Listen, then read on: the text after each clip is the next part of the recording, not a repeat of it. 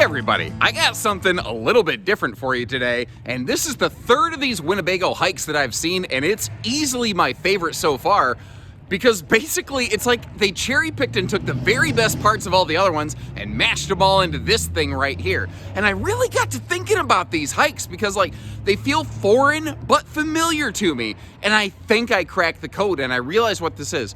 It's not so much that they're trying to make this cool little compact off-pavement camper, although that, kind of was the end result. I think if you really look at it, what they did is they almost took like a Class B van, and instead of making it something that you drive, they made it something that you can pull behind your existing daily driving vehicle and save a huge amount of money compared to a Class B van. And who knows, maybe you can still tag yourself in the hashtag van life things out there and get all the likes on Instagram that you're looking for. But this little model right here, all these hikes have the exact same front end. It's a wet bath where the toilet and the shower are one room, and it's a Casette toilet. It's got just under 5 gallons of capacity. And let me tell you, that is a load of crap right there. I've been saving that joke for a while. I hope you liked it. But the back end of this one is what I like the most about it, because it is basically, this could be an amazing solo camper. It's got a single dedicated bed, but that can function as like a bench during the daytime. It has a floating table. Across from it, there's a fold down like sofa, and that folds down into a bed like a toy hauler, but it can marry up with the other fixed bed to create one giant mega bed in the back of this thing, and it has a flip down bunk above that. It could be a solo camper, it could be a buddy hunting camper, it could be some sisters on the fly, it could be a single parent with their kid trying to make memories for the weekend, it could be a couples model, it could be a small family camper, it could be a lot of different things. If that works for you. That's the thing. It's a weird creation, and I'm really excited to see what you have to say about this one. And I figure since this is a weird kind of camper that Winnebago's come up with here, I would start this video in a weird way. We're actually gonna start by looking at the cargo function of this one, almost in a sense looking at it in road mode, because one of the coolest things about this one, it's not a toy hauler, but it has this wide open bicycle handle width kind of cargo garage door off the back of it. I've got a electric 3.0 folding e-bike, and it would easily load in here. Frankly, I think what I would do is I get one of those like big giant Rubbermaid tubs, and I just have my bike in it. You can just load it straight in here. But if you have something like a fancy bike that costs a lot of money, and or a small kayak maybe, or something like that, big grill stuff, maybe you're a dog show person, you need a place to put the kennels or whatnot, you have the ability to load that stuff right in here and keep it locked behind a deadbolt where Johnny Stranger can't get to the thing. Now, I don't normally do a lot of this, but this is a small space, so I did actually want to give you a glimpse in ultra wide angle mode right here. I don't feel this accurately represents the RV, but I think it will help you kind of connect knee bone to leg bone as we flip back to normal, not fisheye view, to see what this thing looks like to the normal human eye. And let me know what you think about the one view versus the other. Personally, I just like knowing what something actually really looks like right here. So we're gonna see all of this flipped up, down, around like Mambo number 5 in just a minute here. One of the first things I want to point out though is this big cardboard box. That is a Batwing awning that is included with the RV that actually mounts on the back of it. These have 0 options. They all come the same way, which is so much easier for you as a client. Personally, even as a dealership, I prefer little to no options on an RV because so many clients come in and they've seen like another one somewhere else, but you have to explain, yes, but it's not exactly the same. We may have added some options they didn't, or something like that. And it just, to a customer, as a person who buys stuff myself, it always feels very like, sure, buddy, that sounds like something you would say just to try to call the other person a liar, I'm just glad you don't have to do that here. Now, again, that single kind of bench bed on the bottom right there could be like a nice little daytime sofa. Upper and lower beds, though, they both have a set of USB plugs, and hold on. There you go. You might get a little bit better look at it now. There's a USB-C and a like a USB 2 hot, like fast charging port in that. And those are all 12 volt powered. So if you are running just off solar or battery, those will charge your phone, which is a nice little touch.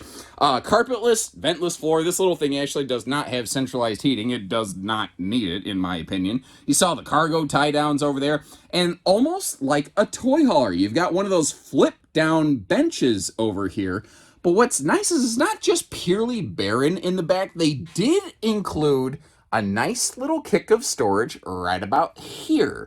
And if you look at the feel, the feature, the finish, the detail on this, these are put together with some, I would say, definitely above average industry precision.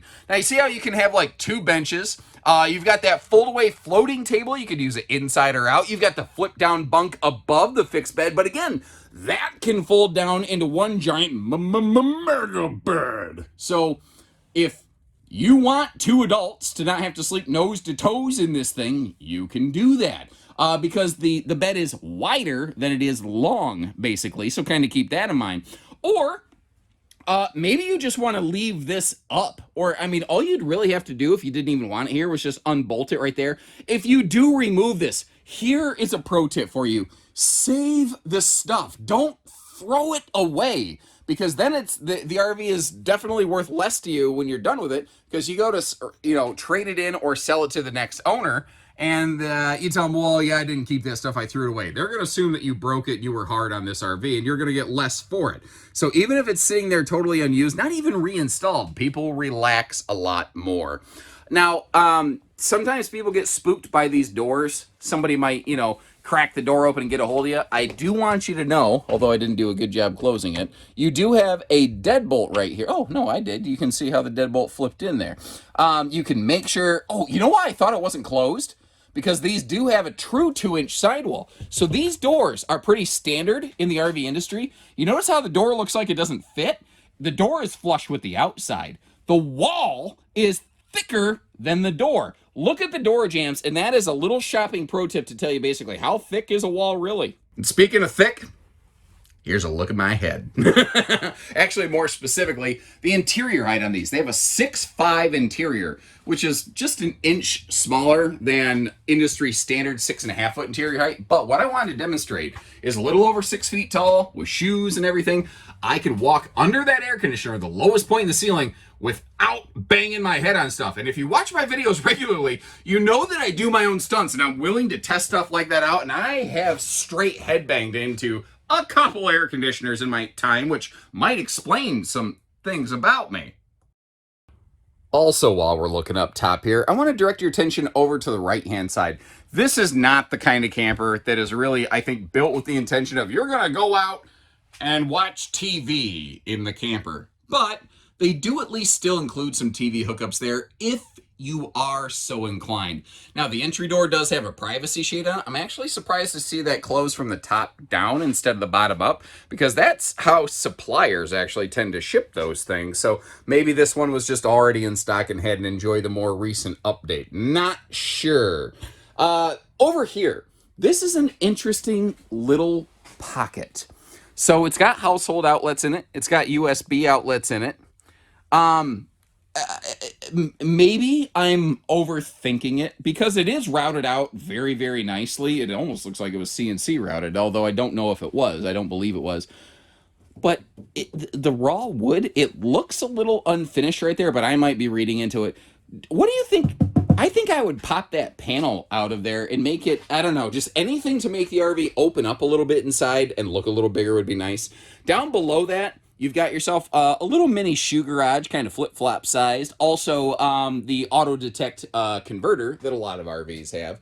A big chunk of closet space above that. We're going to get a better look at that in just a second. But like I said, basically, that closet forward, every single one of these Winnebago hikes is absolutely identical.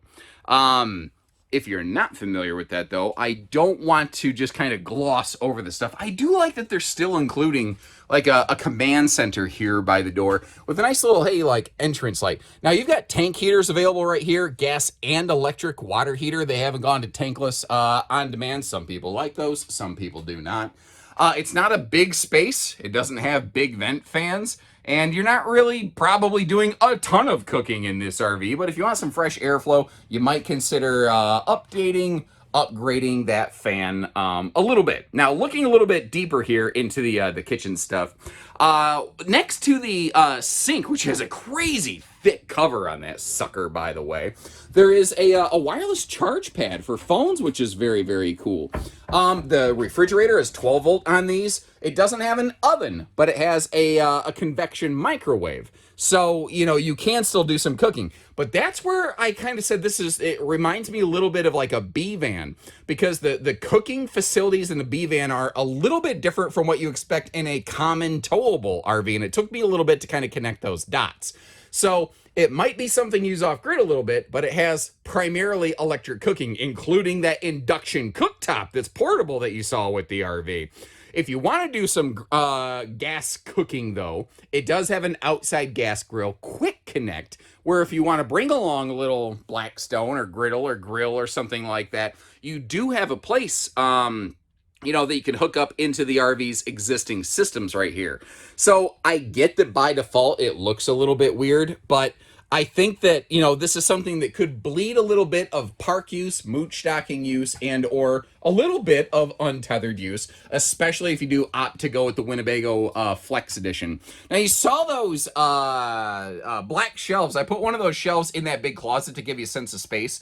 The bathroom here, in a sense, is dual purpose. When it comes to a wet bath like this, some people, they're like, I don't want an RV with a bathroom. I'm going to use the park facilities. I don't want to have to worry about emptying out tanks or anything like that. So you can basically repurpose this bathroom as a closet, as a pantry, as something else if you would like to. Of course, being a wet bath, you can do the 3 S's all in one spot, and that is spit, your toothpaste, shower, and shave. I have to be very careful how I phrase that, so some folks don't, you know, report me to HR thinking I'm swearing on camera. Nice little protective toilet paper holder there so that you don't have soggy butt napkins. That is not an enjoyable experience. Handy little shower beer holder, by the way. You can throw some ice in that, and the ice just melts and goes down the drain. Genius! Now, if we take a look at the weights and measures on this, these are a little bit tricky, a little bit interesting. Because when you look at the dry weight, when you look at the length, when you look at the size, first place my head went to is, mid-size tow package pickups, because that's a segment of the market that often gets overlooked. That being said, I looked a little further, and mid-size tow package pickups might have a little bit of a tricky, tough time with the tongue weight on these. Maybe not. It just kind of maybe depends on your hitching scenario. Now, you see how it's got they call it their exoskeleton, that like tubular stuff, not like Teenage Mutant Ninja Turtles tubular, but like literally tubular, you know, on the front and the back side of this, even wrapping around the top. That's so like if you have some bikes, some kayaks or something like that, you want to strap some things to it. And I feel like the word off-road is misunderstood, kind of like the phrase 4 seasons is misunderstood in the business. So I like to describe this as off pavement. And what I mean by that is I don't know that this is necessarily intended to be like a rock crawler or something like that if you're really in the Badlands. But if you're getting off the beaten path, you see you got like the little things like the little brush guards right there. By the way, this is kind of wild. These are all power stabilizer jacks.